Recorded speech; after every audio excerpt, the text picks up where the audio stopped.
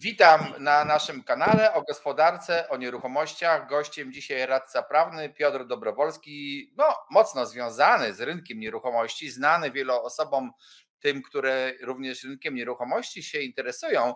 A ogólne pytanie do Piotra będzie takie. Pierwsze to będzie, czy warto uchwalać prawo i dlaczego się uchwala prawo, którego nie można wyegzekwować? To jest pytanie pierwsze. Drugie pytanie będzie dotyczyło, co by Piotr może zmienił w prawie, jak zmienić podejście do prawa, żeby nieruchomościami obracało się lepiej i wygodniej, a poruszymy między innymi takie tematy, jak właśnie niby utrudnienia w cesjach, jak taki podatek od pustostanów, który chyba się już władza wycofała, ale zawsze nam groził, zwiększona lub obniżona opłata, podatek od czynności cywilnoprawnych, też próba regulacji zawodu pośredników nieruchomości, zakaz brania prowizji z dwóch stron, i te zmiany, wszystko po kolei. Jeżeli w ogóle interesuje Was rynek nieruchomości, to zachęcam również do subskrybowania tego kanału i do pisania nam w komentarzach, jakie chcecie nowe tematy, bo bardzo chętnie robimy audycję pod Wasze zapotrzebowanie. Piotr, żeby nie przedłużać, kilka dni temu weszła w życie ustawa, która w zasadzie miała chyba ukarać, czy też uniemożliwić wykonywanie cesji umów deweloperskich. I jak tę ustawę oceniasz? To rozumiem, że to była próba walki ze spekulacją i może to połączymy od razu z tą 6% PCC, bo to też chyba linia, walczymy ze spekulantami. Tak, cześć Tomek, dzień dobry wszystkim. Wiesz co, to pierwsze pytanie, które zadałeś, jak zmieniać prawo? Prawo trzeba zmieniać systemowo. Systemowo, czyli mając na uwadze cały system prawa, czy też całą gałąź, którą mamy regulować. Jeżeli mamy regulować rynek nieruchomości, to trzeba go regulować jednocześnie na wielu poziomach w taki sposób, żeby te wszystkie instrumenty ze sobą współgrały. A to, co mamy robione aktualnie, czy też od szeregu lat, to jest takie, gdzieś od czasu do czasu szarpanie, doklejanie czegoś do jakichś poszczególnych ustaw i nic dobrego z tego nie wychodzi. No i teraz ten pomysł zakazu cesji. Ktoś sobie wymyślił, że całe zło na rynku nieruchomości to jest zjawisko pewnie flipowania na rynku pierwotnym, bo zakładam, że o to chodziło. I ktoś wymyślił, że ci źli fliperzy wysysają nieruchomości z rynku, przez to zmniejszają dostępność dla zwykłego Kowalskiego, nazwijmy to, i jednocześnie windują ceny, co nie znajduje potwierdzenia ani w praktyce, ani w doświadczeniu osób, które na tym rynku pracują. Flipper nie kupuje przecież nieruchomości w cenie rynkowej, tylko negocjuje ją poniżej ceny rynkowej, bo kupuje od dewelopera zwykle kilkanaście, a czasem nawet kilkadziesiąt mieszkań, następnie je wykańcza, czyli podwyższa ich standard i sprzedaje. Także w ogóle reakcja w tym kierunku jest w mojej ocenie absolutnie chybiona, to po pierwsze. A po drugie, sposób redakcji tych przepisów sprawia, że one absolutnie nie osiągną zakładanego celu, bo one miały ograniczyć spekulacje na rynku pierwotnym, czyli spekulacje, mówiąc tak, powiedziałbym potocznie, ale to, co my nazywamy dzisiaj flipowaniem na rynku pierwotnym. Tymczasem one absolutnie tego celu nie osiągną, bo te przepisy są po prostu w tym kontekście źle napisane. Tak naprawdę to te przepisy utrudnić mogą jedynie życie tym osobom, które po prostu podpisały jakąś umowę rezerwacyjną, czy też podpisały umowę deweloperską i z jakichś życiowych powodów będą musiały z niej zrezygnować. To one będą miały trudniej. Natomiast osoba, która się tym zajmuje zawodowo, profesjonalnie, absolutnie sobie z tym poradzi. Już nie wspomnę o takim kuriozum, gdzie w przypadku zakazu cesji z umów deweloperskich jest napisane, że wprawdzie nie wolno, ale jak się zrobi, to i tak jest ważne. Zachodzę w głowę, jaka intencja przyświecała ustawodawcy, żeby tak to napisać. Ja rozumiem, bo to jest właśnie objaw tego, że jak ten biedny notariusz miałby sprawdzić, że ten, który ceduje swoje prawa na kogoś innego, oszukał w swoich oświadczeniach. W związku z tym ten nabywca tych praw nie powinien być poszkodowany, ale to wykazuje właśnie bezradność, że stworzono prawo, Mhm. którego w zasadzie wykonywania nie można lub bardzo trudno jest sprawdzić. Ja nie chcę tutaj robić wykładu, bo mógłbym szybko walnąć wykład na temat tego, jak obejść prawo. Ja nie chcę nikogo uczyć, jak obejść prawo, a właściwie nawet może nie obejść, tylko jak je nagiąć,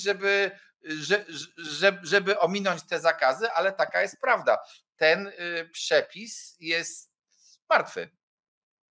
No tak będzie dokładnie. Tym bardziej, że ci fliperzy, o których wspomniałeś, bardzo często kupują mieszkania od dewelopera jako przedsiębiorca, czy też rezerwują je tam, nazwijmy jako przedsiębiorca, a tego te nowe prawo zupełnie nie dotyczy. Dokładnie tak. Dokładnie tak, dlatego mówię, to jest regulacja chybiona. W mojej ocenie jest po prostu zrobiona bez większej refleksji. Przede wszystkim ja zauważam na rynku taką tendencję, że osoby, które zajmują się regulowaniem tego rynku nieruchomości, nie znają i nie rozumieją tego rynku, bo od tego trzeba wyjść. Żeby coś uregulować, to trzeba wiedzieć, co się reguluje. Ale to jest chyba, wiesz co, uwaga taka moja ogólna, to chyba nie dotyczy tej władzy, tylko od wielu, wielu lat i to, od czego zacząłeś, że zmiana systemowa jest potrzebna. My jesteśmy ciągle w myśleniu częściowo chyba takim socjalistycznym wręcz. Też mam takie wrażenie. To ponure, bo teraz jeszcze jest oczywiście ta ustawa, która wprowadzi od przyszłego roku 6% stawki PCC, jeżeli kupisz, nie daj Boże, u tego samego, no już w uproszczeniu mówię zupełnie, w tej samej, nie od tego samego dewelopera, tylko w tej samej inwestycji, w tym samym budynku wręcz, 6. mieszkanie, to poniesiesz taką opłatę, ale kto ci zabrania kupić 15 mieszkań u tego samego dewelopera, tylko w różnych inwestycjach? No, nikt nie zabrania, albo jakiś to problem jest poradzić sobie z tym przepisem. No jest to robione bezrefleksyjnie w mojej ocenie, jest to taka wrzutka. No, trudno oprzeć się wrażeniu, że mamy czas wyborczy i to jest po prostu coś na kształt kiełbasy wyborczej. W zasadzie władza dba o obywateli, żeby zrobić im lepiej, tymczasem wcale lepiej nie robi. No, wiesz, zmienia się przepisy wtedy i to nam wynika nawet z takiego rozporządzenia, które nazywa się Zasady Techniki Prawodawczej, gdzie tam są opisane pewne założenia i zasady, jak się tworzy i nowelizuje prawo. I jedna z naczelnych zasad jest taka, że zanim cokolwiek zmienisz, to najpierw musisz głęboko rozpoznać aktualną materię, a następnie zastanowić się, w jaki sposób nowelizacja wpłynie, czy coś zmieni, czy coś poprawi. No i ja mam takie nieodparte wrażenie już od wielu lat, że tym rozporządzeniem się mało kto przejmuje po prostu, szczególnie tymi jego początkowymi przepisami, które mówią o pewnych założeniach legislacyjnych, że tam po prostu mało kto zagląda i jest to wszystko robione takie, wiesz, na pałę, na zasadzie dzisiaj ktoś wpadnie na pomysł, jutro coś sobie napiszemy, pojutrze uchwalimy i jest. Nie? Wydaje mi się, że jesteś jedyną osobą, która zna to rozporządzenie, a przynajmniej chciałaby jego stosowania, ale jak powiedziałem, to nie są grzechy tylko tej władzy. Ludzie i politycy wiedzą od lat, od wielu, wielu lat, skargi słyszą. Ustawa o ochronie praw lokatorów zaburza równowagę między wynajmującym a najemcą na niekorzyść wynajmującego dręczonego przez nieuczciwego najemcę. W dodatku ta ustawa jeszcze doprowadziła do tego, że jest najem okazjonalny, który miał niby ratować tych biednych najemców, i jest instytucjonalny. I w sumie ten, który dokonuje najmu instytucjonalnego, ma większe prawa, ten biznesmen ma większe prawa niż zwykły Kowalski, który puścił swoje mieszkanie w najmie instytucjonalnym. I tu się odnieść do tej ustawy, ale jeszcze zanim do tego poproszę, to jeszcze drugi przykład takiego myślenia socjalistycznego. Powiedz mi, albo państwo powiedzcie mi, macie swoją działkę, swoją własną, od 50 lat macie tą działkę i ją chcecie podzielić na 3 części, zgodnie z planem zagospodarowania przestrzennego, który jest w tej gminie od 20 lat i po to, żeby darować swoim dzieciom. Dlaczego jesteście narażeni na opłatę adiacencką? Co dla was państwo dobrego zrobiło, że weźmie od was opłatę adiacencką związaną ze wzrostem wartości tej nieruchomości, jeżeli tę działkę po prostu podzielicie? Tak, bo chcecie ją podzielić. To jest też, myślę, to jest jeden z przykładów myślenia socjalistycznego, tak według mnie, i chyba braku inicjatywy polityków wszelkiej maści do zmienienia prawa. Teraz ty. No, powiem szczerze, gdyby jakiś polityk chciał się zasłużyć wyborcom, to akurat opłata adiacencka byłaby świetnym rozwiązaniem. Tylko pytanie, kto się odważy, żeby coś spróbować z tym zrobić. Natomiast tam nawiązałeś do ustawy o ochronie praw lokatorów. Wiesz, ja tu znowu uważam, że potrzebna jest zmiana systemowa. No bo co mamy? W pierwszej kolejności myślę, trzeba sobie powiedzieć jedną rzecz, z której mam wrażenie, wiele osób sobie nie zdaje sprawy. Bo ja bardzo często słyszę, że tak źle jak w Polsce, jeżeli chodzi o prawo lokatorskie, to nigdzie nie ma. I wszyscy mówią, a w Ameryce to jest prościej, bo tam przychodzi szeryf i wystawia zatrzymanie. Ale nie żyjemy w Ameryce i w ogóle dajmy sobie spokój jakby z takimi porównaniami. Żyjemy w Europie. Na szczęście nie w Hiszpanii. Tak, no tam jest jeszcze gorzej. No i właśnie, w całej Europie funkcjonuje prawo lokatorskie. Wszędzie. I to uwaga, to prawo lokatorskie nie obowiązuje od wczoraj i nie obowiązuje od 10 lat, tylko obowiązuje od 100 lat. Bo na ziemiach polskich w II Rzeczpospolitej pierwszy akt prawny dotyczący ochrony praw lokatorów pochodzi z 1919 roku, a ustawa o ochronie lokatorów pochodzi z 1924. I jak zajrzymy sobie do artykułu 11 tej ustawy, który mówi o wypowiadaniu umów najmu, to ku zdumieniu on się okaże bardzo podobny do artykułu 11 dzisiejszej ustawy z 2021 roku, czyli 2001 roku. Więc prawo lokatorskie jest pewnego rodzaju kontinuum. Ono oczywiście jest skażone w mojej ocenie trochę socjalistyczną myślą. Dlaczego? No bo jeżeli porównamy sobie prawo lokatorskie z 2001 roku, z 1994 roku i z lat 70. czy 80., to znajdziemy bardzo wiele podobieństw. Ale przede wszystkim na czym polega problem? Że mamy w tym momencie w ustawie o ochronie praw lokatorów 4 różne typy umów najmu. Mamy ten najem tak zwany zwykły, który jeszcze moglibyśmy sobie rozbić na 2 podgrupy, no bo ten, który dotyczy wszystkich lokali i ten, który dotyczy lokali komunalnych, bo tam są inne przepisy trochę. Ale jeżeli pozostaniemy przy tym najmie prywatnym, tak, wolnym, na wolnym rynku, no to mamy dalej najem okazjonalny, mamy najem instytucjonalny i jeszcze mamy najem instytucjonalny z dojściem do własności. I teraz ja się pytam, po co komu potrzebne są 4 typy umów, z których prawie nikt nie wie, czym one się od siebie różnią, jak ją zastosować, którą, kiedy. Kto mi wytłumaczy, dlaczego w najmie instytucjonalnym wynajmujący może potrącić kaucję w trakcie trwania umowy najmu, a w najmie okazjonalnym nie może? Dlaczego początkowo tutaj kaucja była 6 miesięcy, czyli kaucja, maksymalna wysokość kaucji to był 6-miesięczny czynsz najmu, a tam był 3-miesięczny, a w ogóle w najmie zwykłym 12-miesięczny. Ja kompletnie nie rozumiem, po co to jest. Nie da się znieść ustawy o ochronie praw lokatorów. Jak niektórzy postulują, że w ogóle tam po co wykreślmy to. Nie da się. To wynika z bardzo prostej rzeczy, z Konstytucji. Artykuł 74 Konstytucji mówi o tym, że Rzeczpospolita Polska chroni lokatorów i że ochronę lokatorów określa ustawa. I ona musi być. W takim czy innym kształcie musi być. I okej, niech będzie. Dlaczego? Dlatego, że zaspokajanie potrzeb mieszkaniowych jest przecież jedną z podstawowych potrzeb życiowych. I ona powinna być w jakiś inny sposób uregulowana. Nie ma co do tego wątpliwości. Tym niemniej od czasu, kiedy uchwalono ustawę o ochronie praw lokatorów, minęło już ponad 20 lat. Rynek się nieco zmienił i moglibyśmy pewne rzeczy poluzować, ale przede wszystkim uporządkować, wprowadzić jeden typ umowy najmu lokalu mieszkalnego, czyli służącego zaspokajaniu potrzeb mieszkaniowych, bez rozbijania na cuda pod tytułem najem okazjonalny, instytucjonalny, zwykły i tym podobne rzeczy. Najem instytucjonalny z dojściem do własności, ok, bo on zakłada troszeczkę inną sytuację. Niech sobie będzie. On istnieje na całym świecie zresztą, ten najem. Tak, ale to u nas istnieje dopiero od niedawna. To jest najświeższa ta forma, która się pojawiła. Tym niemniej powinna być po prostu jedna, prosta, jasno uregulowana umowa najmu lokali służących zaspokajaniu potrzeb mieszkaniowych i niech sobie będą do niej możliwości poddania najemcy egzekucji i tym podobne rzeczy. Niech to będzie jasne, proste i oczywiste. A teraz prawo lokalowe jest bardzo zawiłe.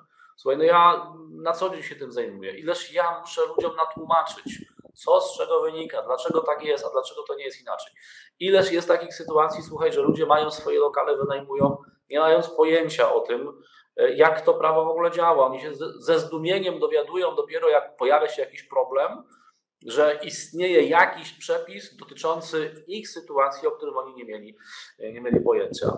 To systemowo trzeba uregulować i uprościć tak, żeby to było dla wszystkich jasne, proste, oczywiste, nie tak skomplikowane, jak jest dzisiaj. No i oczywiście. Ale słuchaj, to wynikało z różnych rzeczy, bo to było tak, że najpierw był kodeks, powiedzmy tak, już te lata, ostatnie 30 lat, najpierw był kodeks cywilny, potem wprowadzono ustawę o ochronie praw lokatorów i po kilku latach zorientowano się, że ona jest już tak bez sensu, że nikt nie chce wynajmować, ludzie się boją, że wprowadzono najem okazjonalny. Potem znowu po kilku latach pomyślono, ale najem okazjonalny nie, bo wejdą jakieś fundusze, to może niech będzie ten instytucjonalny.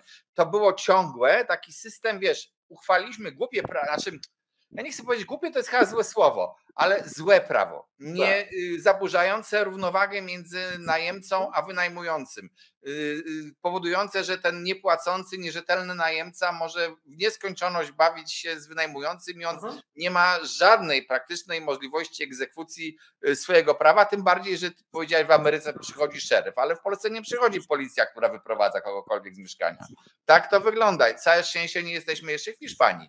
To od razu mówię i okupacja nas nie dotyczy, chociaż to się może zdarzyć również. Jest potrzeba takiego całego uporządkowania chyba tego sektoru wynajmu, o czym powiedziałeś, a tymczasem to jest ważna rzecz i to byłaby bardzo fajna, a tymczasem u nas tak się skupiono w ostatnich działaniach, zamiast na tych ważnych działaniach, no powiem szczerze, zmieniono ustawę o planowaniu przestrzennym, krok w dobrą stronę, nieśmiały, można było pójść dalej, można było zlikwidować rentę planistyczną, która też jest głupia i prawie, to jest w ogóle już wiele audycji na ten temat. Natomiast zamiast się zająć tym, to rozpoznano tak, winni są spekulanci. Ci źli spekulanci, czyli od razu czytaj fliperzy. Była ta próba walki z pustostanami. Jest też faktycznie na rynku nieruchomości, trzeba powiedzieć, takie szkodliwe dla tego rynku, dla wszystkich zjawisko, gdzie ludzie kupują mieszkania i bojąc się ustawy o ochronie praw lokatorów, trzymają te mieszkania w ręku, traktują je jak złoto. To jest złe dla wszystkich, nawet dla tych, co tak robią. To już nie będę tłumaczył dlaczego, ale tak jest. I wtedy postanowiono, walczymy z pustostanami. Tylko jak mamy te pustostany opodatkować, skoro część pustostanów jest w miejscach, gdzie nikt nie chce mieszkać i jesteś po prostu skazany na ten pustostan. No chyba, że darujesz tę nieruchomość państwu. Tylko Tomek, zwróć uwagę na jedną rzecz. Co się u nas robi? U nas się walczy. U nas się ciągle z kimś walczy. Tak. U nas zamiast stwarzać warunki, zamiast stworzyć warunki do tego, żeby ludzie chcieli bardziej wynajmować mieszkania, co się u nas robi? Walczy się z tymi ludźmi. Zamiast tworzyć warunki do tego, żeby można było swobodnie nabywać nieruchomości, żeby rynek mieszkaniowy rósł, żeby były warunki do tworzenia nowych inwestycji, żeby ludzie mogli bezpiecznie kupować nowe mieszkania, co się u nas robi? Walczy się ze spekulantami. Tomek, co ci przypomina hasło walka ze spekulantem? No Hilarego Minca. No dokładnie, przecież polską kronikę filmową, co można obejrzeć z lat 50., tak? Była kara śmierci za handel mięsem, czy tam. Afera mięsna przecież, nie? Afera mięsna, tak. Wawrzecki, nie? Ojciec Pawła Wawrzeckiego, prawda, skazany na karę śmierci wtedy. Natomiast, ale to jest powtórka z rozrywki, tak? U nas teraz co chwila wymyślamy sobie wroga i bohatersko z tym wrogiem walczymy, odtrąbiając sukces, że oto właśnie zlikwidowaliśmy wszystkie problemy, tak? No to wiesz, no to tak jak władza walczyła, kurczę, wiesz, w latach tam 50., 60. ze stonką niemniaczaną, nie? Co tam Amerykanie zrzucili z samolotów. No to jest to samo absurdalne podejście do tworzenia prawa. Wymyślamy sztucznego wroga, tworzymy sztucznie problem, któremu za chwileczkę bohatersko zaradzimy. A nie o to chodzi. Nie chodzi o walkę, tu chodzi o to, żeby ułatwiać ludziom życie, a nie wiecznie z kimś walczyć. Znaczy, ja mam nadzieję, że wiesz, słyszałem takie głosy, że w ogóle ten minister, który jest teraz, zaraz zacznie to wszystko prostować i tak dalej. Tylko jak dla mnie to jest trochę późno, bo jest, no, nagrywamy tę audycję, za 3 miesiące mogą być wybory. Ja wątpię, żeby jakakolwiek, nie wiem, kto będzie rządził po wyborach, to się okaże, ale w każdym razie te 3 miesiące przed wyborami to jest tak naprawdę już za późno na wprowadzenie jakichś istotnych zmian, bo jeżeli byśmy mieli, no chyba, że to będzie w nocy nagle coś uchwalone, ale czy to będzie wtedy porządnie, to nie wiem. No, naprawdę trzeba zreformować. Wiesz, ja sądzę też, że w ogóle problemem jest to, że od lat nie ma w Polsce ministerstwa, które by się zajmowało stricte nieruchomościami i budownictwem. Ten wielki dział gospodarki, jakim jest budownictwo i nieruchomości, jest przyklejany do jakiejś infrastruktury, technologii rozwoju i tam Bóg wie czego, i ten minister ma, tak szczerze mówiąc, dzisiaj ma dużo innych rzeczy również do załatwienia niż budownictwo. Jak on ma to, biedaczek, ogarnąć wszystko? Dokładnie tak, natomiast no, nie ukrywajmy, że budownictwo no jest pewnym kołem zamachowym gospodarki, tak? Jest niezwykle istotnym sektorem gospodarki i powinno się mu sporo atencji, wiesz, przyłożyć. No i rozwiązać problem systemowo, tak? A na to się przecież nakłada wszystko, bo na to nakładamy właśnie kwestie planowania i zagospodarowania przestrzennego, na to nakładamy kwestię prawa lokatorskiego, na to nakładamy niezwykle istotną kwestię lokali komunalnych i gospodarowania tymi lokalami komunalnymi i stworzenia jakichś rozsądnych programów. Zobacz, jeżeli tak szukamy sobie wzorców za granicą, to popatrzmy, jak jest w Wiedniu. W Wiedniu ogromna ilość lokali jest lokalami komunalnymi.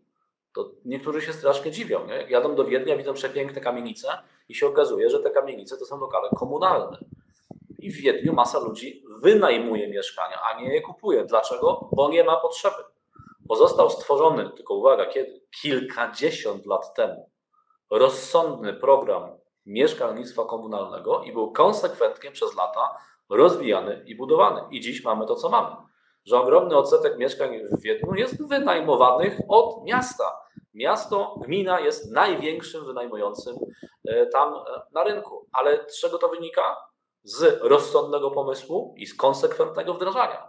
A nie, wiesz, co 3 lata zmiany koncepcji i wywracania jej do góry nogami. No były jakieś programy, wiesz, Mieszkanie Plus, prawda? No wtedy przecież powstał najem instytucjonalny, że weźmie się jakąś tam państwową i gminną ziemię, wrzuci do Krajowego Zasobu Nieruchomości, on się dogada z deweloperami i ci wybudują tanio się to wszystko będzie wynajmowało i sprzedawało, wszyscy będą szczęśliwi. No tylko to było skażone już jakby pewnym błędem na samym początku. Tym niemniej, jak nie podejdziesz do tego systemowo, to nic z tego nie wyjdzie. To będzie nieustanne, wiesz, łatanie dziur, doklejanie sobie jakichś wiesz, łatek do poszczególnych ustaw, a tymczasem my potrzebujemy mądrego, holistycznego, ogarniającego cały sektor gospodarki, wiesz, podejścia i planu rozłożonego na lata. Znaczy, słuchaj, a propos tego, co mówiłeś, to ja tutaj Państwu pokażę 2 rzeczy, jeden wykres, ale jeszcze zanim omówię ten wykres, to jest wykres NBP, to krótka taka uwaga. To, o czym powiedziałaś o tym Wiedniu. Wiele osób powie, ale w Polsce każdy kocha własność, wszyscy chcą być właścicielami, w ogóle własność jest święta i to wspaniale. Okej, zgoda, ale nie wiem, czy Państwo wiecie, że na przykład powodem dużych zamieszań i horrendalnych czynszy na rynku brytyjskim stało się, wiecie co? Stała się Margaret Thatcher, która nagle te wszystkie mieszkania dokonała powszechnego uwłaszczenia Anglików, co spowodowało, a później wprowadzono system dopłat U nas w Polsce też taki jeden polityk mówił, że 600 zł każdemu dopłaci do czynszu. Tam również wprowadzono system dopłat do czynszów. W związku z tym landlord w Anglii teraz mówi: aha, masz dopłatę, no to podnoszę ci czynsz o tą dopłatę.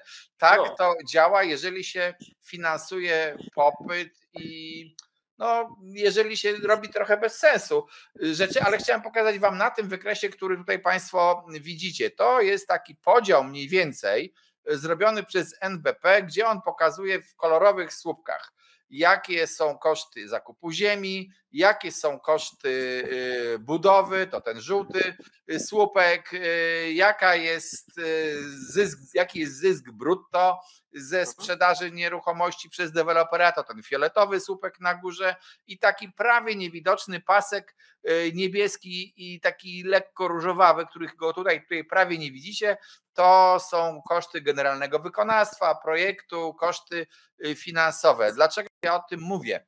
W Polsce, w tej takiej Polsce nowej, powstał system budownictwa oparty głównie o model deweloperski. Ja mówię o tym budownictwie wielorodzinnym.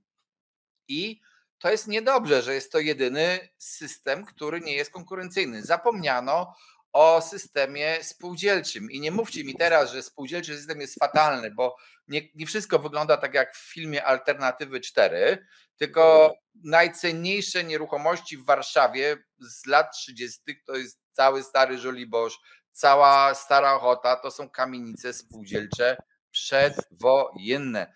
System budownictwa spółdzielczego znamy od dawna. Połowa osiedli jednorodzinnych w Warszawie w centrum powstała również w ramach budowy spółdzielni, dlatego że był na przykład w latach 80.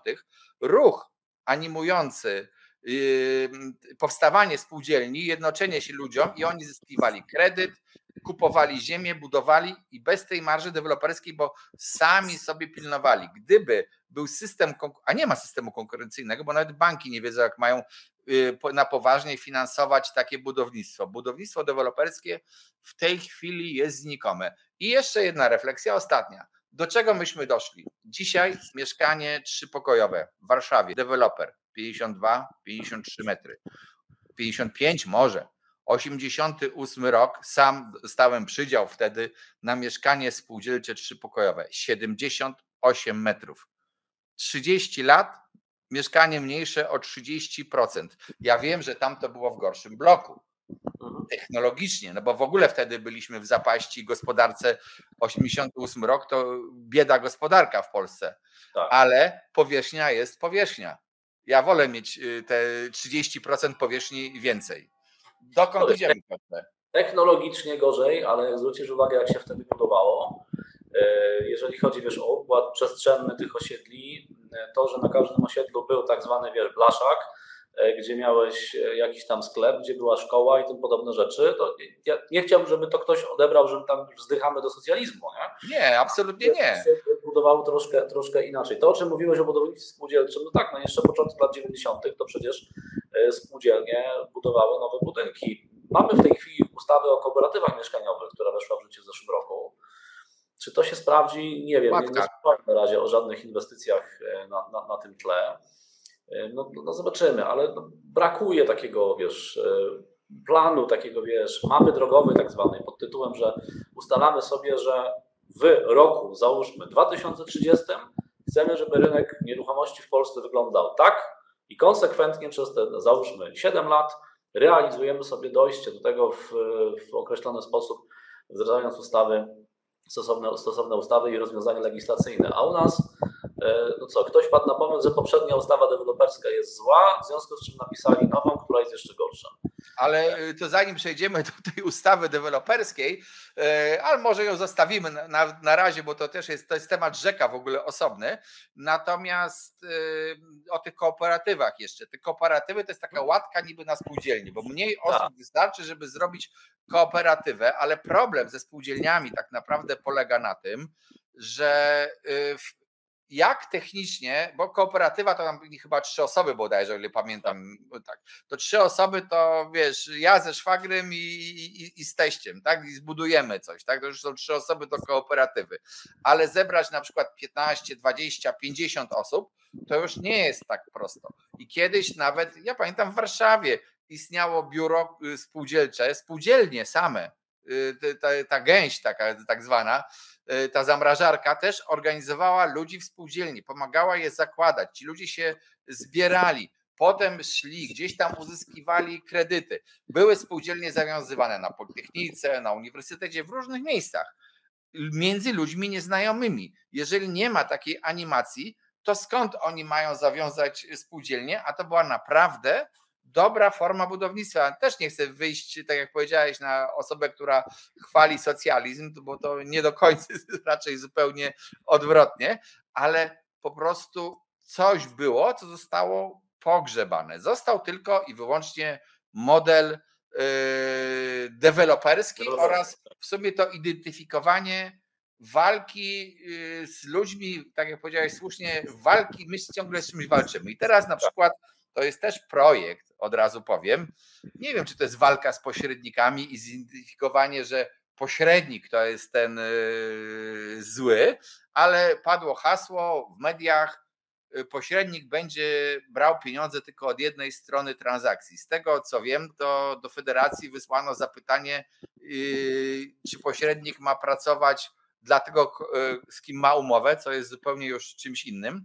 I dodam też, że jest wiele firm w Polsce pośredniczych, które już od lat, od wielu lat, od nawet zeszłego wieku pracują z wynagrodzeniem od jednej strony transakcji, więc tak bym powiedział, niespecjalnie coś nowego. Co sądzisz w ogóle o tym pomyśle? To dodam, że to nie jest prawo w tej chwili uchwalone, to jest tylko pomysł medialny.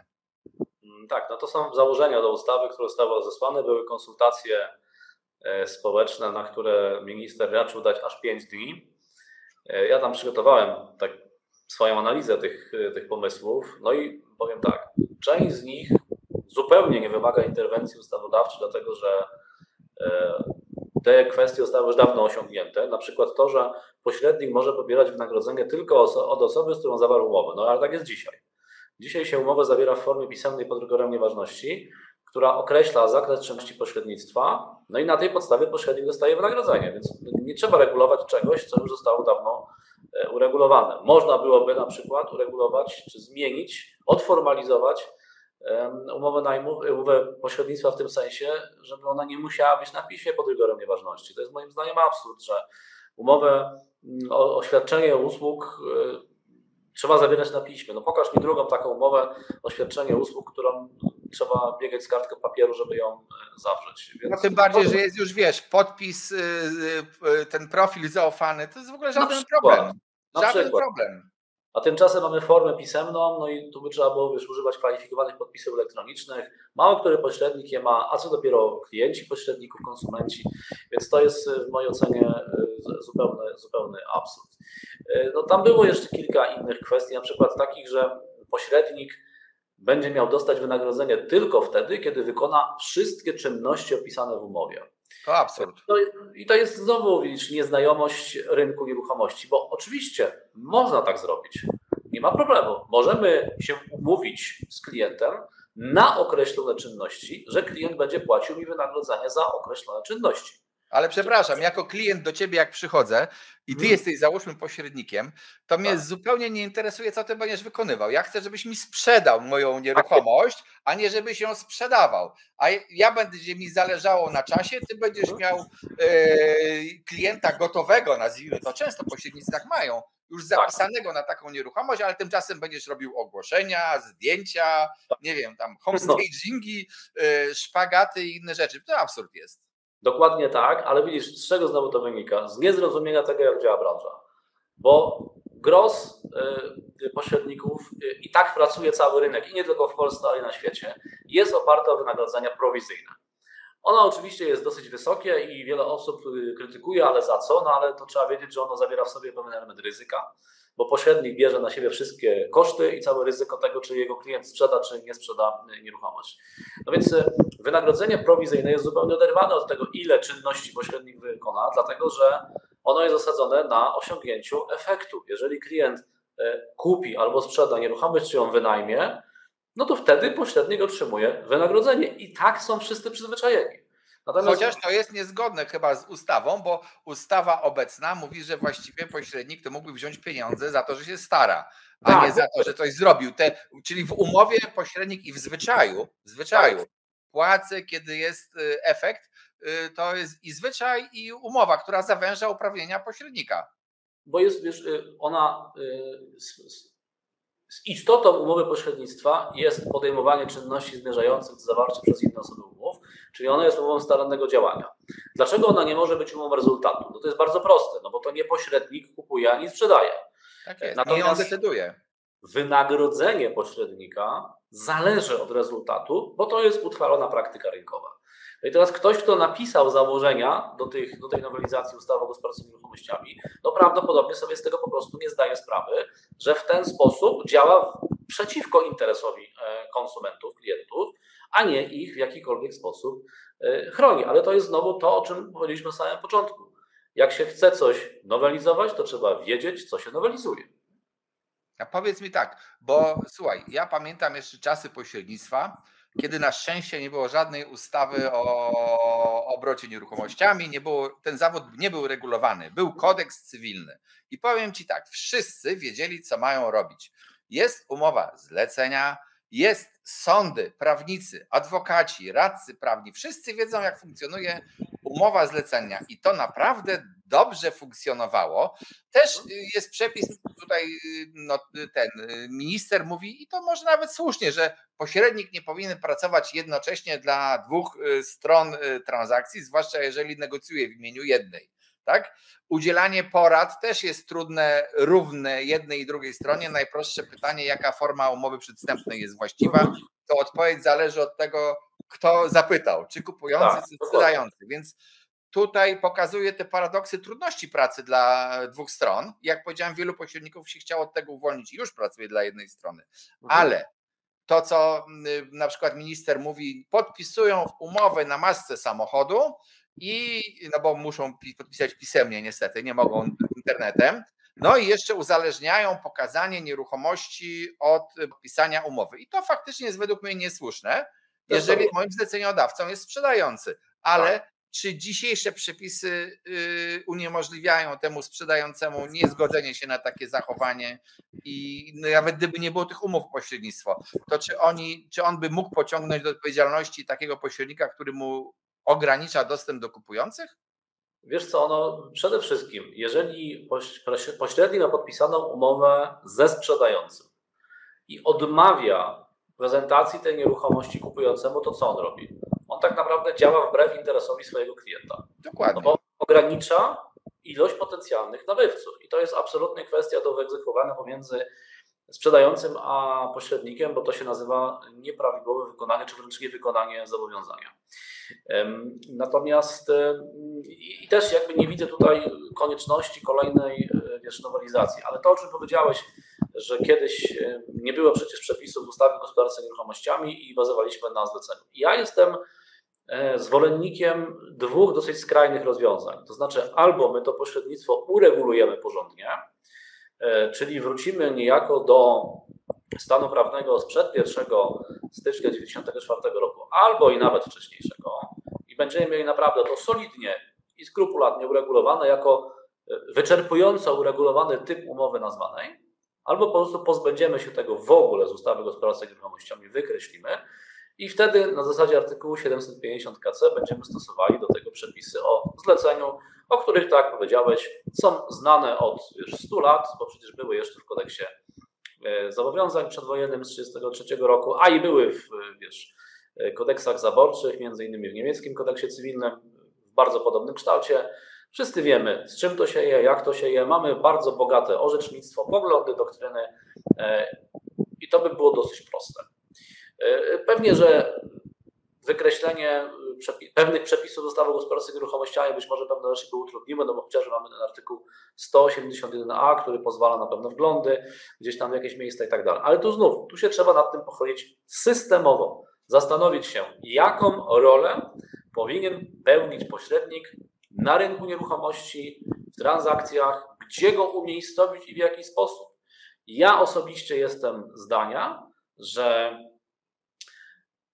skomplikowanie transakcji na rynku nieruchomości z upływem czasu rośnie, poziom tego skomplikowania, w związku z czym pośrednik powinien odgrywać coraz bardziej istotną rolę.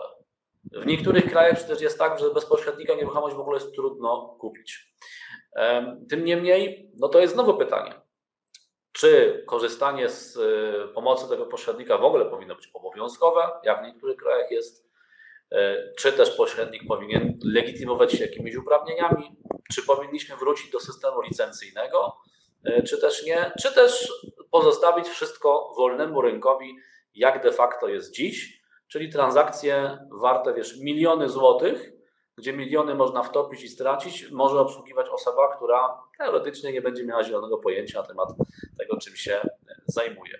Ale tu ci przerwę troszeczkę, bo jest taka sprawa, że w wielu krajach jest też tak, że kim innym jest pośrednik, a istnieje tak zwane deed office, czy tam jak je byśmy nie nazwali, czyli taka instytucja, która już potem i nawet dokonuje na przykład jakichś sprawdzeń nieruchomości, czy tam nie ma robaków, dosłownie, tak, sprawdza te dokumenty, nadzoruje do końca, łącznie z przepływem pieniędzy, żeby ten sprzedający dostał pieniądze.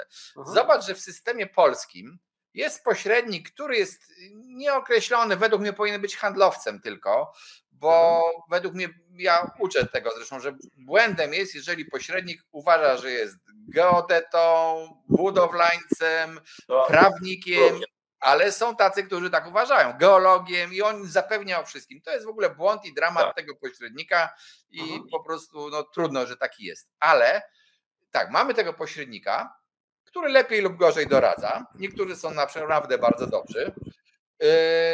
Mamy notariusza, który spisuje to, co strony ustaliły i on też również nie dokonuje wszystkich tych, zobaczy dokumenty, sprawdzi, jak go coś ruszy, tak samo jak pośrednika ruszy, no to okej. Ale nie ma nikogo, kto by zadbał o to, żeby czy sprzedający, czy kupujący byli do końca bezpieczni. Żeby na przykład, można teoretycznie sobie wymyślić jakieś depozyty pieniędzy u notariusza, ale to też notariusz nie chce wchodzić w rolę sędziego i tej osoby, która przechowuje depozyt. To jest problem, że w Polsce nie stworzono takiego systemu, więc dlatego dla mnie ten wolnorynkowy, taki bez ustawy jest lepszy niż ten, który jest z ustawą, tym bardziej, że pamiętam, że ten, co był, ustawa tam różnie ewoluowała, ale po pierwsze tak, było karalne wykonywanie zawodu pośrednika jako osoby fizycznej bez licencji. Wszyscy pośrednicy mieli tysiące ludzi pracujących na ich licencję, a jak ktoś działał bez licencji, to ja znam wyrok sądu, kara 500 zł grzywny bo niewielka szkodliwość czynu. To pośrednik za 500 zł to może każdą transakcję robić, od każdej płacić grzywnę i to mu się nadal będzie opłacało. To było prawo, które nie było egzekwowane, więc po co było tworzyć fikcję, której nikt nie będzie egzekwował, nikt nie będzie ścigał, a to, co powiedziałeś, nie uregulowano wtedy dokładnie zakresu pośrednictwa, który i wtedy i sprawy tej umowy, co zresztą według mnie jest trudne, bo naprawdę, jeżeli ja bym szedł do ciebie jako do pośrednika, to ja mówię, panie Piotrze, niech pan mi znajdzie nieruchomość, albo niech pan mi sprzeda to w cholerę, co ja mam, jak najlepiej i tyle. Zgadzam się, dlatego tutaj znowu widzisz, potrzebna jest pewna pogłębiona refleksja i systemowe ujęcie. Jaka ma być rola pośrednika na rynku nieruchomości? Czy większa, czy mniejsza? Czy chcemy od niego więcej, czy mniej oczekiwać? I jakie przepisy powinny to wszystko regulować? Ale to nie powinno być, doklejką do ustawy co kilka lat, bo najpierw, była kiedyś regulacja, później zderegulowaliśmy. W 2017 roku ktoś się obudził, że chyba ta deregulacja to jednak nie do końca, to coś tam się dokleiło. Teraz po paru latach minister wpada na pomysł, są podobnież patologie i znowu co robimy? Walczymy. Nie? Zamiast rozsądnie coś regulować, to my znowu walczymy. Dopisanie pośrednikowi możliwości sprawdzania jakichś dokumentów, wglądu w rejestry, to jest takie, wiesz, jak Zabłocki Zagłoba darował inflanty. No i tak darował mi to, co mam. No to ja dziękuję za taki dar. Tym bardziej, że za 17 zł mogę to robić bez tej ustawy równie dobrze i zaglądać wszystkie. 17 zł to opłata za pełnomocnictwo jest, jakby ktoś nie wiedział. Dla mnie na przykład, jeżeli ja bym chciał pomóc ludziom, klientom w korzystaniu z usług pośrednika, to bym przemyślał, czy pełna stawka VAT od usługi pośrednictwa przy sprzedaży, zakupie mieszkań czy wynajmie jest sensowna w ogóle. Bo powiedzmy sobie szczerze, pośrednicy mają bardzo mało kosztów VAT-owych, więc w zasadzie ten prawie cały podatek VAT, który jest pobierany od konsumenta, jest przekazywany państwu, co przy skali tam obrotów czy wysokości prowizji pośredników, ten VAT stanowi po prostu prawie 20% tego, już mówię tak już w cenie, czyli tam 18 z kawałkiem procent wynagrodzenia i on podnosi koszty usługi tak naprawdę. Dokładnie tak. No ale właśnie, no to na ten pomysł zabrakło koncepcji. Ja myślę właśnie, porozmawiajmy jeszcze na sam koniec już, w którą stronę, co powinno się stać, żeby było lepiej budować. O ochronie praw lokatorów rozmawialiśmy, ale co, planowanie przestrzenne, prawo budowlane? No tak, to jest właśnie wszystko synergia tak naprawdę rozwiązań planistycznych, rozwiązań prawa budowlanego, rozwiązań ustawy deweloperskiej, no bo zobacz co zrobiono, tak? Napisano kazuistyczną, bardzo nieprecyzyjną ustawę deweloperską. No, kto ją pisał? Znowu nie pisali jej praktycy, znowu nie pisali tam ludzie, którzy się tą materią zajmują. To nawet profesor Osajda bodajże w komentarzu do ustawy deweloperskiej nawet dał wyraz temu, tak, że napisał w ten sposób, nie chcąc w tym miejscu tłumaczyć niedostatków legislacyjnych i braku wiedzy na temat regulowanej materii. No tak to zostało napisane.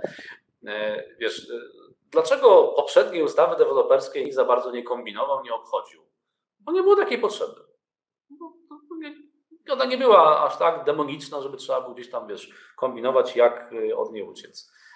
No, tymczasem nowa ustawa deweloperska, zresztą ma masę błędów, wprowadziła jakieś rozwiązania pod tytułem, że w skrajnej sytuacji może wyłączyć rękojmię klientowi i tak dalej. No tam jest po prostu absurd, nie? Ale znowu zrobiło coś na kolanie, bez należytej konsultacji. Kiedyś profesor Butowski powiedział taką mądrą rzecz, że ta władza nie pozwala sobie pomóc, że niejednokrotnie ma dobre pomysły i słuszne diagnozy społeczne, tylko że wykonanie jest fatalne. Dlaczego? Bo nie pozwala sobie pomóc. Z ustawą deweloperską to było, wiesz, jeszcze tak, że w tej nowej dostawie, mało kto zresztą wie o tym, i czy sobie zdaje sprawę, że sprzedawać w reżimie ustawy deweloperskiej może na przykład ktoś, kto kupił mieszkanie, prowadził tam biuro księgowe i je pierwszy raz będzie sprzedawał i już podlega ustawie deweloperskiej. Szczerze mówiąc, nie wiem, czy się ktoś tym przejmuje specjalnie, bo nawet jak on pójdzie do notariusza, to często notariusz nawet nie wpadnie na ten pomysł, że to powinno być sprzedawane, czy tam jakaś umowa przedwstępna, czy coś, co powinno właściwie podlega reżimowi ustawy deweloperskiej, dopóki oczywiście nie będzie konfliktu między tymi stronami i ten kupujący się komuś nie poskarży i nie zobaczy, że miał inne prawa. Znaczy wiesz, mój stosunek do ustawy deweloperskiej nowej jest taki mieszany, bo coś tam chciano zrobić. Chciano na przykład ochronić tych nabywców przed skutkami bankructwa dewelopera. No, ale też tak powiedzmy szczerze, no wylano parę razy dziecko z kąpielą. Nie jest to najlepsza ustawa. Jest pomysł też na przykład teraz też taki głośny, wprowadzimy powszechnie dostępne informacje o cenach mieszkań. Tylko nie wiem, czy minister w ogóle wie, że centralny rejestr cen mieszkań istnieje od nie wiem ilu lat, od 2011 roku wyrokiem sądu NSA jest powszechnie dostępny. Tyle, że działa sobie Powiedziałbym tak sobie, jest nie do końca skomputeryzowany, to trwa czasami, ale tam każdy może zajrzeć do tego rejestru, uzyskać dane, niestety płatnie, ale zobacz, czy ten nowy rejestr, który ma powstać w przyszłym roku, czy on zassie wszystkie dane z tych poprzednich historycznych informacji? Jestem ciekaw, bo nie wiem, bo to ma robić inny podmiot w ogóle. Tomek, wiesz co, wiesz jak będzie sobie jakiś tam rejestr, pewnie będzie to w takim miejscu, że nie będzie ni cholery można było tego znaleźć. Pewnie to będzie jak zwykle totalnie nieintuicyjne, w związku z czym wszyscy i tak będą patrzeć na portale nieruchomościowe i wiesz, to będzie ich, jak dzisiaj ludzie robią, tak? Mówisz jako pośrednik człowiekowi, proszę pana, 2 miliony złotych za pańską nieruchomość to jest zbyt duża cena, za to nie sprzedamy, tak? Mówisz dlatego, że wiesz, za ile się sprzedają nieruchomości w okolicy. A co ci mówi klient? Na portalu. Ale ja patrzyłem sobie w internecie i tam nawet są droższe nieruchomości. No są, no. Jak ktoś sobie wystawił 2 lat, to za tyle stoi, no to są, nie? Ja się obawiam, że to nic nie zmieni, nie? To ludzie nie będą tam zaglądać. No jak to będzie na poziomie intuicyjności, wiesz, pułapu, no to kto z tego skorzysta? Jeżeli będzie, wiesz, znaczy może będzie dobrze wprowadzone, tylko ja o czym innym, że ten system istnieje i tworzymy nowy, drugi system zamiast naprawić ten stary. Ten stary system w dodatku ma dane sprzed wielu, wielu lat i to jest też fajne, bo wtedy możesz sprawdzać trendy, mnóstwo informacji możesz otrzymać. Anglia ma taki wspaniały system, gdzie możesz wszystko sprawdzać. I jeżeli system będzie karmiony za pół roku dopiero, czy tam w połowie przyszłego roku danymi od zera, to on też się stanie wartościowy dopiero za jakiś czas, jeżeli będzie działał i jak będzie działał. Ja nie jestem przeciwko temu systemowi, tylko mówię, że robimy coś, co już jest. To jest, jasne. No, walczymy, nie?